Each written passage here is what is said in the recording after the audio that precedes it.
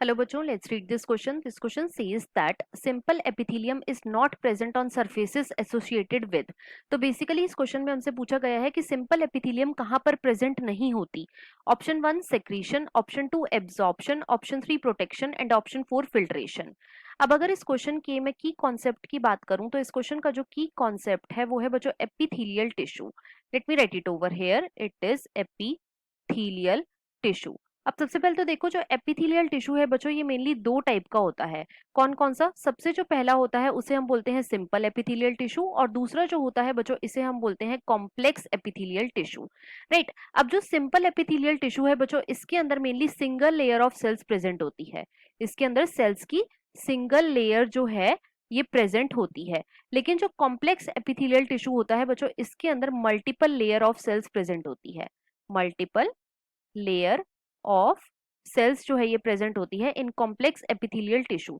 अब देखो क्योंकि सिंपल एपिथेलियल टिश्यू के अंदर single layer of cell present होती है तो इसका मेन फंक्शन क्या होता है? इसका मेन फंक्शन होता है बच्चों सेक्रीशन का, एब्जॉर्प्शन का, राइट, फिल्ट्रेशन का और डिफ्यूजन का, एंड डिफ्यूजन कराने का. राइट. और जो कॉम्प्लेक्स एपिथेलियल टिश्यू है क्योंकि इसके अंदर multiple layer of cells present होती है तो इसका मेन फंक्शन क्या होता है? इसका मेन फंक्शन होता है बच्चों प्रोटेक्शन कराने का. जैसे कि जो आपकी स्किन होती है उसके अंदर कॉम्प्लेक्स एपिथेलियल टिश्यू जो है ये प्रेजेंट होता है. अब क्वेश्चन में हमसे पूछा गया था कि ऐसा कौन सा सरफेस है जहां पे सिंपल एपिथेलियल टिश्यू जो है वो हमें देखने को नहीं मिलती.